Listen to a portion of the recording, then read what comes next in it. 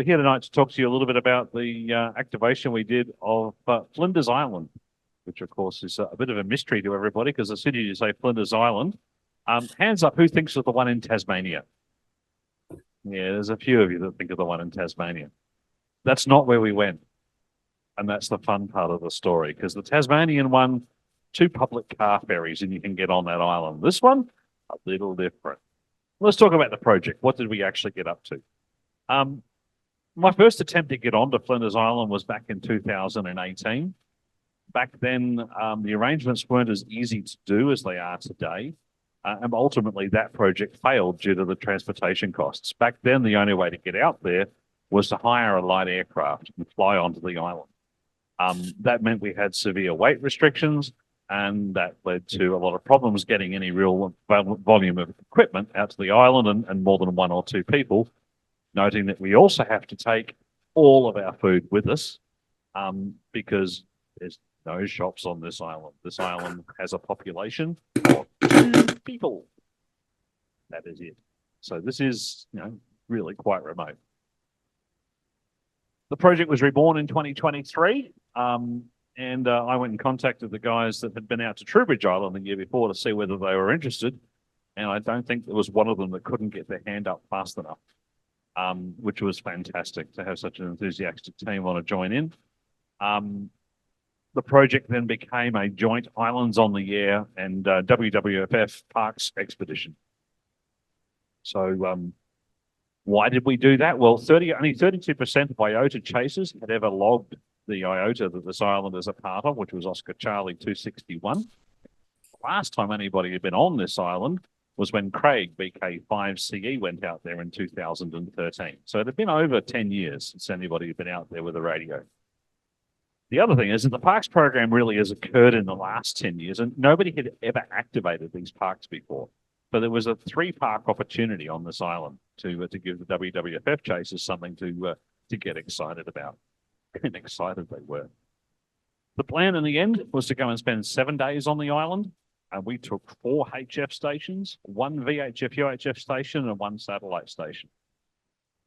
I didn't weigh it all, but I estimate we probably got close to taking a ton of equipment, literally, out to this island for the 6 of us to play with.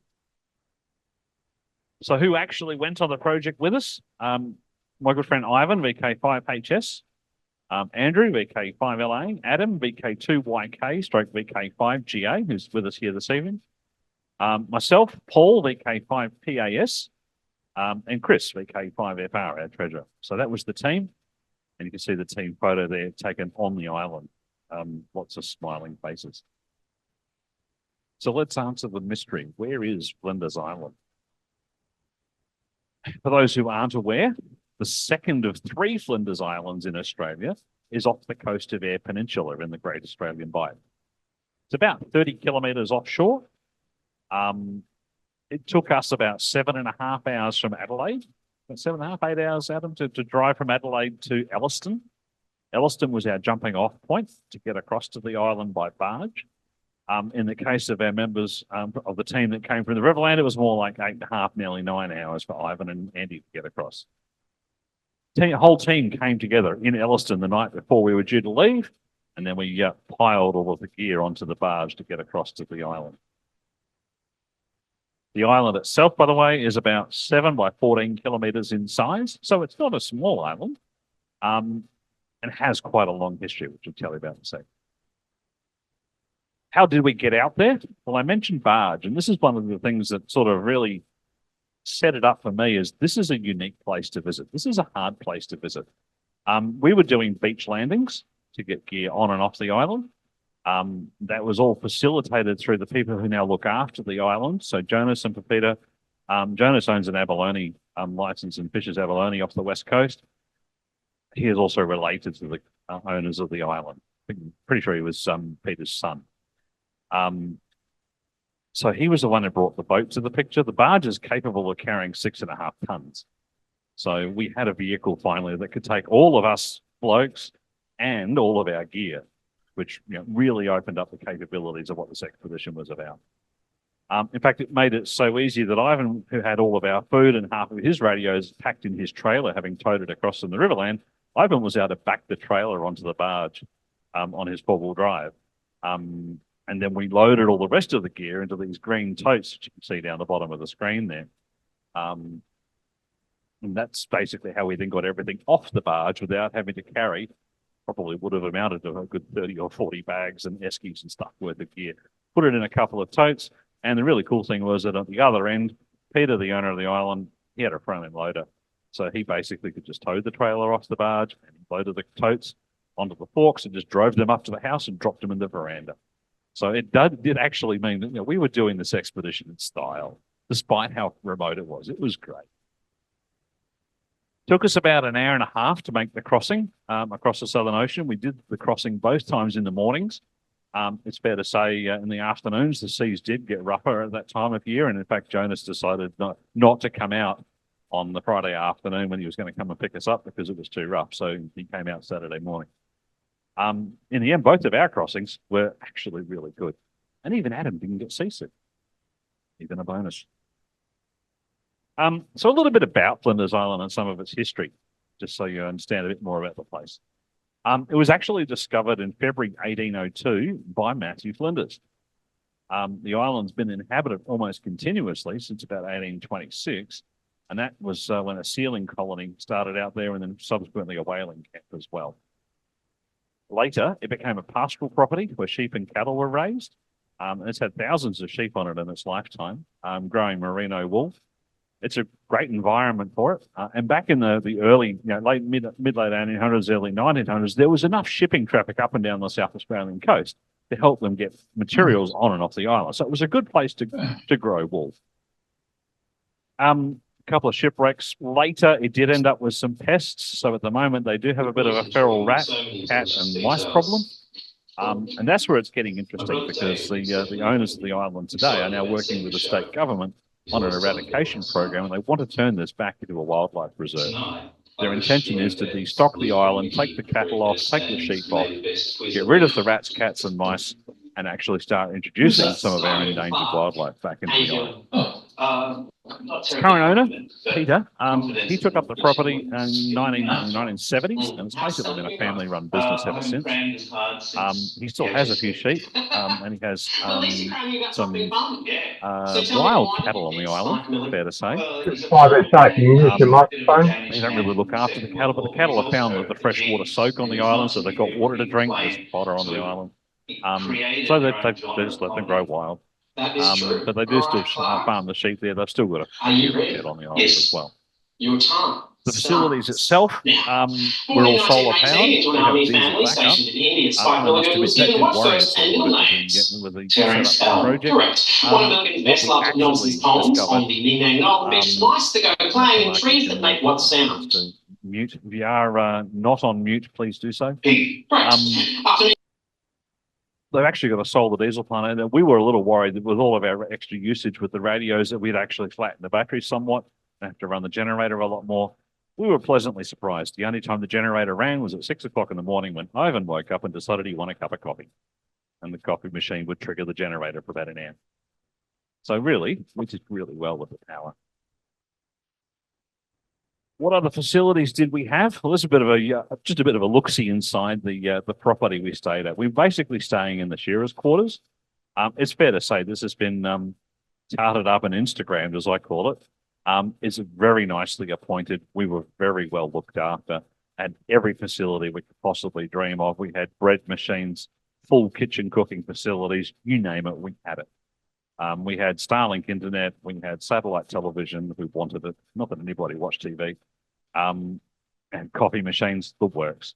It is a very nice property to go and visit, and I can only recommend if you wanted to go for a remote holiday with the family, this is the place. Honestly, it was fantastic. It's certainly my intention to probably go back out here in a couple of years' time and take my family with me this time because it was just absolutely first rate. And a perfect place to play radio from, we'll add. So, as playing radio was the whole intention of the project, what did we take with us? Well, there's some details of some of the gear we took out. We carefully planned the antennas. Our aim was to try to get as many stations to cohabit at the same time as we could. Anybody who tries to do this on HF understands there's lots of problems with crosstalk between the radios. We did have a set of low power filters, and most of the stations that we took out were only 100 watts, so we could filter most of the transmitters. Only my KPO 500 linear didn't have a filter on its output. So we had also planned to spread the antennas out. We had sort of probably 200 meters of cable north to south up and down the beach with various antennas at the north, down at the southern end. We had the multi-band beam just near the homestead. We had a multi-band vertical towards the south. We spread everything out. And so we had the 40-meter full-size vertical. Many in ARIG will be familiar with that antenna because it's actually one of the 4 elements of the 4 square that we've used contesting. It's also the 4 square element that I took to Tonga with the A35 project a couple of years ago. We had my HF hex beam, and because I could carry all of the weight and didn't have to worry about airlines, I actually took my pump up mast this time, which makes life so much easier. Steve SFA loaned us a crank IR. So it was another multi-band HF vertical. The mix of polarizations, not to be sneezed at because it does help with the isolation. So we had one beam on horizontal, we had one antenna on vertical to help with trying to keep the stations a bit separate. Adam, he took his satellite gear, so we had 2 meter and 70 centimeter satellite impact. I'm amazed what he can do with that. He's taught me a thing or two, and we'll talk a little bit more about what Adam achieved with that shortly. Ivan, he was a big VHF UHF guy. He really wanted to bring the VHF UHF gear and was well rewarded with it. He took all the bands from 6 meters to 23 centimeters. He was rewarded with contacts on every band except 23. So we did really well there. We'll tell a bit more about that in a sec. Plus, Ivan took his 15-meter mast and his linked dipoles. Those linked dipoles work from 160 meters to 6 meters. And that little 6-meter linked dipole section on that antenna, he actually did contact Japan on. And there's a story behind that. So we had 4 stations. 2 of them were Elecraft K3s. 2 of them were IC 7300s, plus a bunch of other radios for the satellite gear, for the VHF gear. But that was the core of the station. Power supplies, I think almost all of the power supplies were Codan 3020s. Yeah, that's sort of most of the core of the equipment we took out there. The really cool thing with the team of people we went out there is the camaraderie and everybody pitching in. Everybody got stuck into building all of the antennas. It meant that we got into the station together in under a day from arriving. We were on the air, I think, within about 5 hours of landing on the island, and the following day we got the rest of the antennas in the air. So we had a ball. And it was just great to have everybody pitch in and help get everything to go. And you can see there was one photo of Ivan assembling his VHF UHF rig, which I'm amazed he didn't break the mast when he tried to lift it up. I was even more amazed but didn't break the mast, lowering it back down again. And then we had my hex beam, which is 20 meters through 6 meters. And we had all the other antennas as well. We've got them all set up and going. On the air, look out the window of some of those shots. You can just sort of see the scenery that we were greeted to from our operating positions. It's literally, we're sitting in this house on the edge of the bay. We're looking straight out across the spectacular cliffs on the north coast of Flinders Island. Living the dream, I think, is the best way to put it. Everybody was sitting there, and quite frequently we had all 4 stations running at once, which was fantastic. We managed to do the combinations of bands that would work. There were a couple of bands that didn't play well together, but we just swapped the antennas around, swapped who was operating what, and we basically got it all to work. So we were very, very happy with that. We made a lot of contacts on HF. We did a lot of SSB. We did quite a bit of CW between Andy and myself. And of course, there's ubiquitous FT8. It's very hard to try and keep up with FT8 from CW and SSB, because when the FT8 is running in box mode and working 4 people at once, we don't have 4 other SSB stations. So it's a bit of a chase. But we actually were happy with the balance at the end of what we achieved. We certainly worked a lot of people. We had a lot of people chasing us from the WWFF program around Australia and from overseas. But it was great also. And I got quite a few comments. I was in the Friedrichshafen ham radio fair in Germany a couple of weeks ago, and I actually was getting people coming up to us and thanking us for the new IOTA. A lot of people were really happy to get OC-261 in their log. So that was fantastic to get that feedback. One of the key things with any expedition like this is how do we log it all, and how do we get all the logs to stay in one piece. So we actually use the N1MM logging software. It's a contesting program, but it also is well configured to run DXpeditions. So we use N1MM. the cool thing with that software is we can network multiple terminals together. So we had every station's logger networked together. And every contact from every operator was able to be seen by every other operator in real time across the land. What's more, we were then able to pick a feed up out of that logging system, and we were then injecting that into ClubLog's live stream.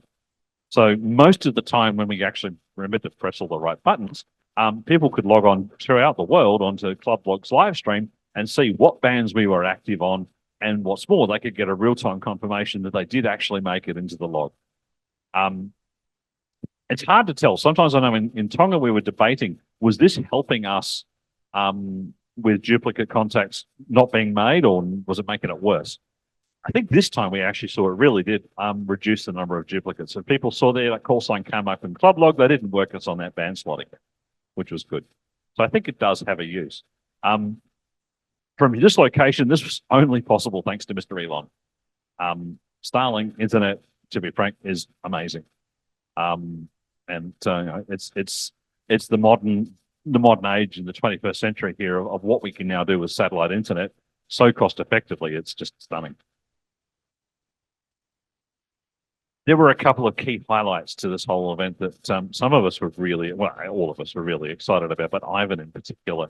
I was hoping Ivan could at least speak tonight, but I don't know if he's on Zoom, but I did invite him to come down, but he couldn't make it to Adelaide tonight. He was really keen on the VHF, UHF. However, he told me right from the very start of the project, I want to work Japan on 6 meters. I want to work Japan on 6 meters. And he kept saying it over and over again. Well, he got his wish because we had 3 TEP openings to Japan on 6 while we were down there.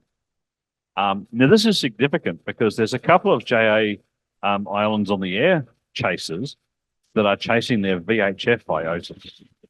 So there's a couple of guys that are absolutely ramming any 6-meter island in operation at that time. And they were testing it on can you feel this? Can you please try? He looked for them most of the week when we had the beam up to see on the screen. Got to the last 3 hours before we were about to finally tear the station down.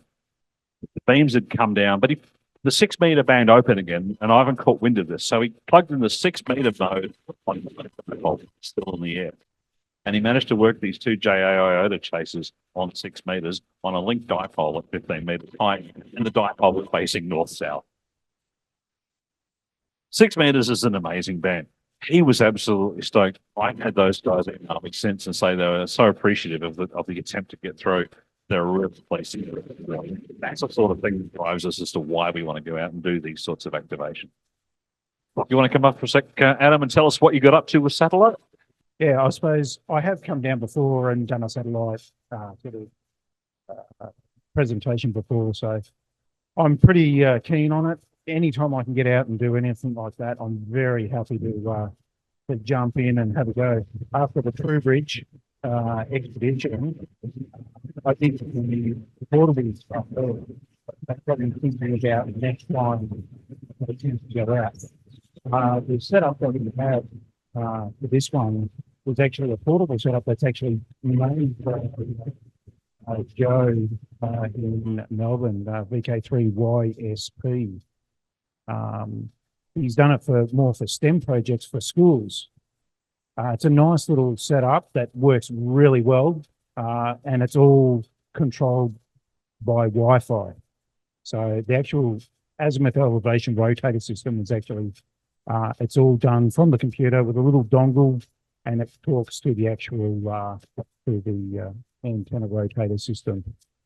My main aim with this one for the expedition was to get a bit of the SSB birds, also the FM birds, and also the new digital bird that actually came up online, which was IO117, which is a packet, uses the packet system there. So it's best way to explain it. It's like FTA, but it's really quick. But the only problem is it's a digifeeder. So you get a lot of collisions and things like that when you're trying to go back and forth to make the contacts. But the big thing with it, it was a medium Earth orbit satellite. So the actual footprint on it was huge. it was up in the air for a lot of passes for over an hour from when it came up to when it was going down. The footprint was bigger than I actually originally thought. I suppose the biggest ones there, if you have a look on the picture there, we had one into Argentina and two into South Africa and one into the UAE and even Kazakhstan as well. So that was the sort of area that this satellite covered. It's a pretty big area.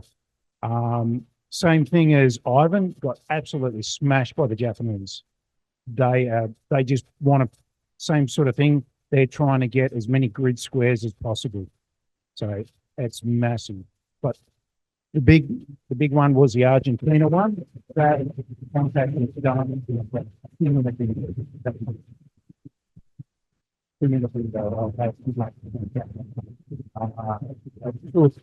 Me and the last stage, I missed out on the first time for a couple of times, and then I had to end up using a large long-term yard there that I'd actually made especially for the exhibition, which is a big 10 element. That's what I need to do. So that was as much as that rotating system could take. So that was pretty well maxed it out. It was bang to a buck out of it. Preamps were used as well for 2 and 7. So a little bit of extra stuff there, large stuff. But can't fault the whole system there. That was provided by Joe. Absolutely. I guess the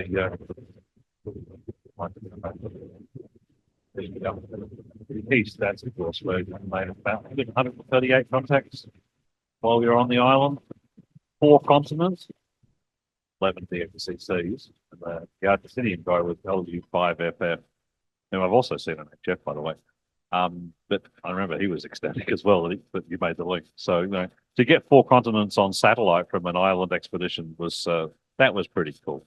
I was going to say with that it was more than I expected, well and truly more than I expected. So it's got me a little bit more looking forward to getting out in the field once this weather decides to settle itself down, and I'll get back out and join David VK5 DG. He's doing a lot of park activations with IO117 as well. So if we get far enough to the east, we can work into the US as well. So if we get a little bit more to the east, yeah, we can work into the US. I did get an email from, or did get some information from guys in Hawaii, and they were a little bit disappointed because they didn't know it was on. We'll have to go back. So there was there was some other people afterwards that didn't even know that it was actually happening. So that was a little bit about our satellite activities. The other big thing, as I said, this was also not just an island on air activation, but this was also a WWFF activation. And there were 3 parts on the island. So we had BKFF 0175. So we tagged that one against the main expedition call sign. Anybody who worked BK5 FIL, you were claimed against BKFF 0175. We also had Park BKFF 1717, which is Investigator Marine Park. We used that call sign from that park from a couple of different call signs. Each of the, out of 5 of the 6 of us are genuine parks chasers, so I didn't do it, but everyone else did. They all went out and activated BKFF 1717 and 4307 under their own call signs. And I think most of them went out and did 0175 as well. So 1717 got activated under each of the individual operators' call signs. All of those contacts we've also attributed to IOTA. So if anybody did work you on them when you were doing the park side of it, they've all been loaded into the IOTA database as well. And then there was this heritage agreement area on the north end of the island. And that counted for a different park again. So all the team, they trooped up one at a time to the north end of the island and did it all again. They had an awful lot of fun running in the field. VKFF 1717, we also operated for a few hours under a special event call that we're running this year. This is the 60th anniversary of the IOTA program starting. So Islands on the Air was conceived out of the RSGB 60 years ago. So we're commemorating that program's commencement this year. We have the special call VI60 IOTA, and we used that from OC-261, and we've credited that call sign against VKFF 1717. So if you did work VI60 IOTA from the expedition, you've also been qualified for that park as well. So if you work VK5FIL and VI60 IOTA, you've got two of the parks, and then you only had to chase one of the operators to get the third one. By the way, I am looking still for operators to help me run VI60 IOTA for the rest of the year. If you're interested at all in coming and playing with a special event call on HF, come and see me afterwards. I'm loving to have more volunteers. Another key thing that we did, look, we ran HF for 7 days. We ran all the events for 7 days on the island. At the end of it, to be frank, I think we're all tired of cooking. When we went to organize the trip, one of the things that they offered us was to, if we wanted to have a Thai banquet. So in the middle of the photo here, you've got Peter and Nong amongst all of the team members. So I'll just drag the cursor over so you can see. So that there is Peter. This is his partner, Nong.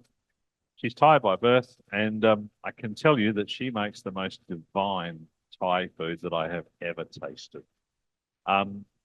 Ably assisted by Paul, VK5PAS, who did a bit of fishing with Peter and Nong during the trip, and some of the fish on the table was caught by Paul. He was very, very proud of the fact that he caught fish.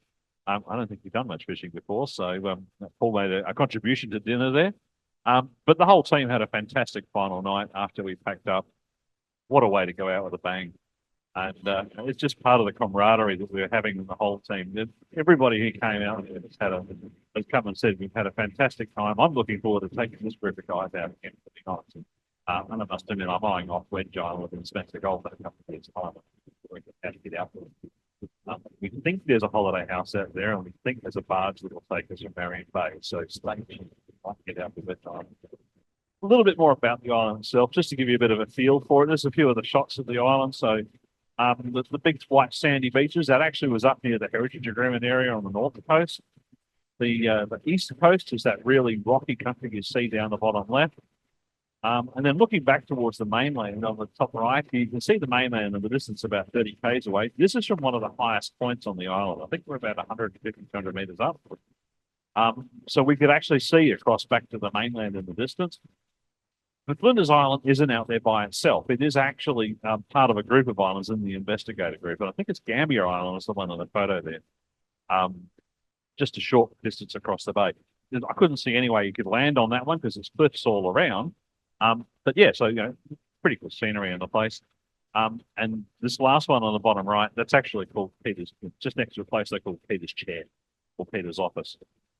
He loves the view from up there. So getting around the island was interesting. One of the things we were given when we were on the island was access to a four-wheel drive. As far as navigating and driving around the island, well, they give you an iPad, and it tells you, you follow the GPS on the iPad, and on the iPad, there's all these roads are marked around the island. Yeah, where we're going, we don't need roads because they've learned how.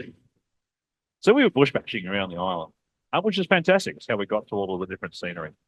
There's a really cool swimming rock pool, provided I wasn't cold, wet, and stormy like it was when we were there. It's just a beautiful place to explore. And it's just so remote. I mean, you can't underestimate what it's like to be on an island. You know that there's only 2 permanent residents. There's no shops, there's no facilities, nothing. We had to bring everything with us. And it's that sense of remoteness and the sense of the camaraderie with the team is absolutely. So, that's a bit about the trip. Let's talk about what did we actually achieve on the air, because, of course, again, that's why we went out there. So, all up, VK5FIL, we made 8,427 QSOs.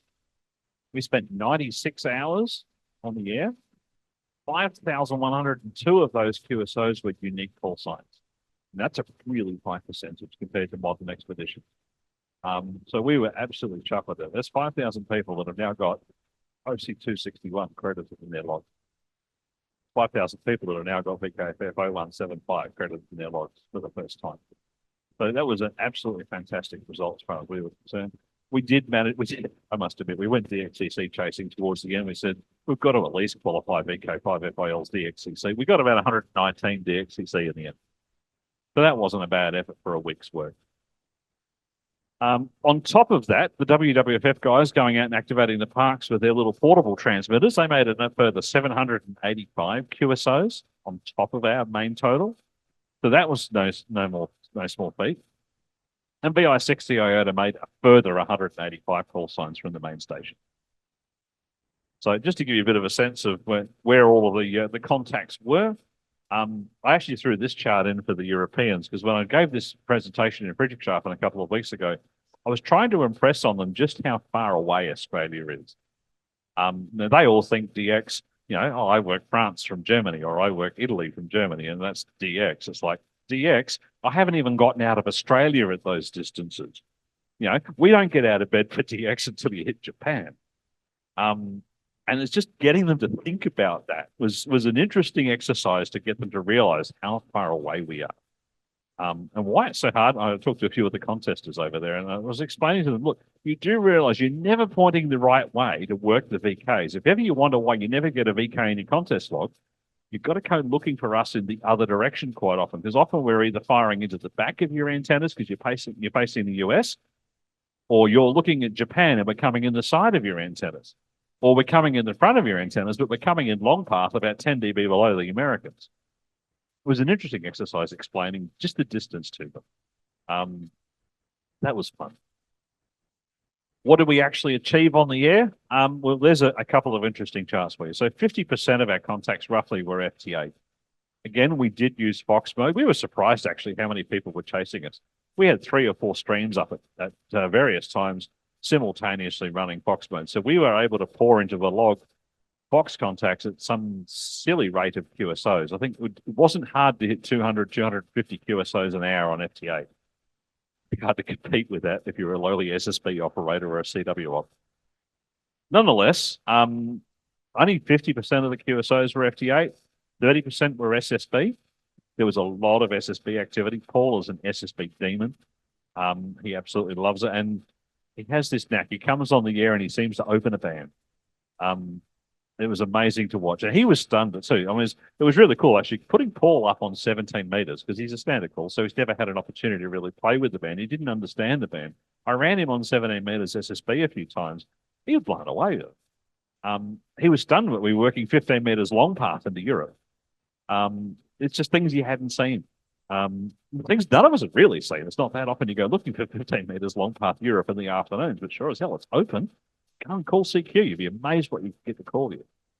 On the CW side, we did about 1,000 contacts between myself and Andy LA. I was pretty happy with that. CW is a bit of a slog. I must admit, when I was calling CW, I had to go split and I was running up 1 to 2, sometimes up 1 to 3, and getting quite a hard pile up to try to decode because the Europeans have this knack of calling over each other. And even if you call somebody else, they'll still keep calling. So it's, well, they're challenging at times. I much prefer working the Japanese. If I call a JA station, everyone else shuts up and I'll just get the one and come back. If I call a European, the whole wall comes back. It's like, oh God, I can't tell them apart.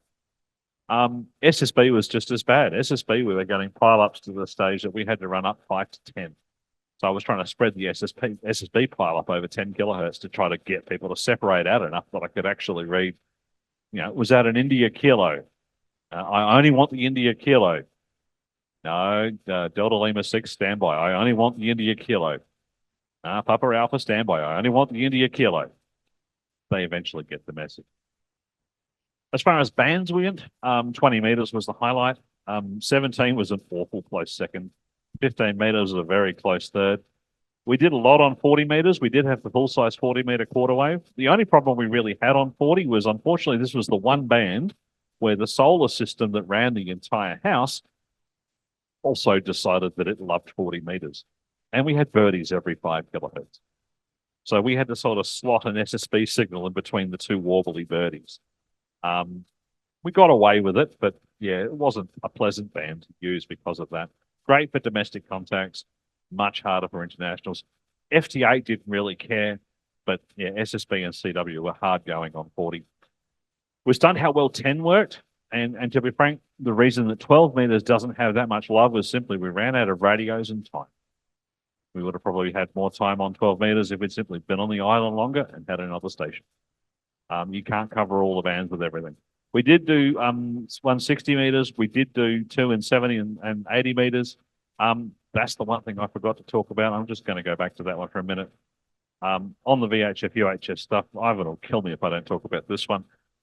I mentioned the 6 meter contacts. We did take 2 and 70 centimeters. The cool thing with 2 and 70 centimeters is we did actually manage to make some contacts back into Adelaide. And Bob was one of the ones that got through. Steve was another one of the ones that got through. We were actually managing to get Troppo through on 2 meters from the island. That's a path of what, about 450? Okay, so just over the 400 kilometer mark. So Steve was 403, Bob was 407. I think we made Ian 5IS on 2 meters as well. He's up in the central north. So we made all of those on 2 meter Troppo, and we got through on 70 centimeters as well. So you got through, Bob, and did Steve make it as well or not? So you were the only one that got through on 70 cents. So, you know, the VHF, UHF gear played well. And I mean, again, Ivan was grinning from ear to ear after those Troppo openings in the morning. So absolutely worth doing. I must admit, I was a bit surprised they wanted to put as much effort into VHF, UHF. I have been silenced. I will never criticize it again because I tell you what, it was awesome watching them play with it, and the joy that it brought the guys was fantastic. And that's what it was all about. So really, that's the story of the Flinders Island DXpedition from 2024. I do want to say a quick final thank you to our QSL manager, Charles M0OXO, who's done all of our cards, and also Graham, VK5GG, who printed our cards. All of the cards have now gone out from the ones that have been requested in the UK. I've got a few here in Adelaide that I need to fill out and send out to people, and I apologise. I was going to bring a couple tonight, and I forgot. Shoot me now. We'll get that done soon. We must say a huge thank you to Jonas and Pepita, who did all the organisation, and they are the representatives of the island. Huge thank you to Peter and Nong for their hospitality and support while we were on the island.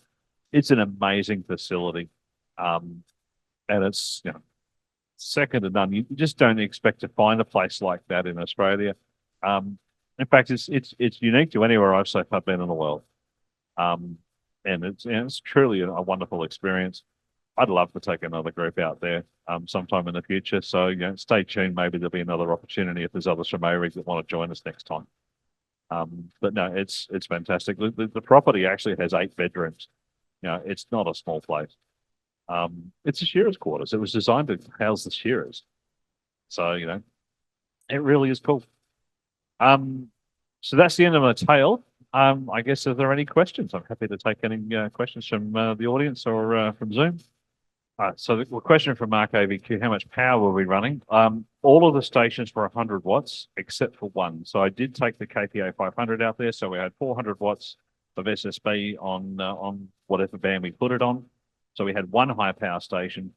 We ended up actually balancing out for a little while. So there was a time there where we had one of the 7300s sitting on the hex beam, and then we had the KPA sitting on the vertical.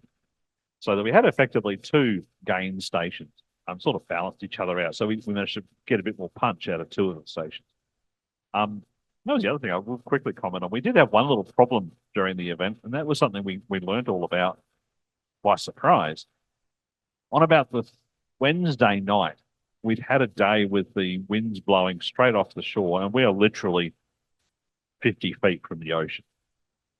And the wind had been blowing quite strong all day, whipping up the salt spray, blowing it over the house all day. About 7:30 at night, I'm just coming back off dinner. We're going to go and fire up HF, fire up 20 meters, point at North America, call CQ, do the usual stick.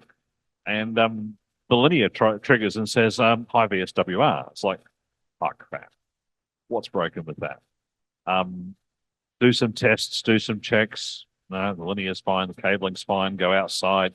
We actually got 3 people on the guys. We lowered the beam down. I'd had a problem once before where I'd blown on one of the ballons. The ballon had gone intermittent on me, so I had a spare balance. So we replaced the ballon. We put the whole lot back up in the sky. No, still 3-1. Why is it 3-1? Tried everything we could think of, replaced coaxes, tested coaxes. Nah, can't figure it out. Dejected, we go off and go to bed. Well, we play a couple of other antennas, but basically we go to bed. The next morning, in the meantime, I'm texting Ant, MW0JZE. He built the antenna for me. It's one of his that portable text me. He actually suggested one little trick we had thought of. He says, have you had a lot of salt wind? I said, well, yeah, we have. Tip a bucket of fresh water over the antenna. I said, really?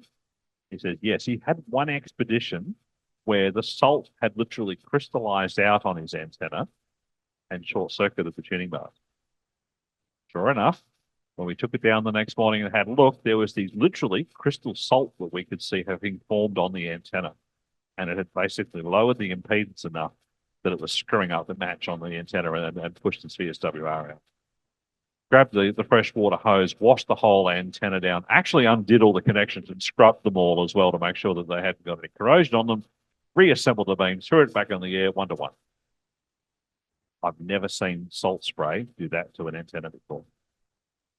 That's probably the one real learning that we made was, that's what can happen. And literally the salt spray, because it happened to come from that one direction, we're literally just picking the spray off the surf. It was a fairly heavy surf, so there was lots of spray hitting the beach, and it was blowing up onto the antennas. All the water had condensed out, and it was just as the water was evaporating, the salt crystals were forming. And it short-circuited the antenna. So, trick for young players. I hadn't come across that one before.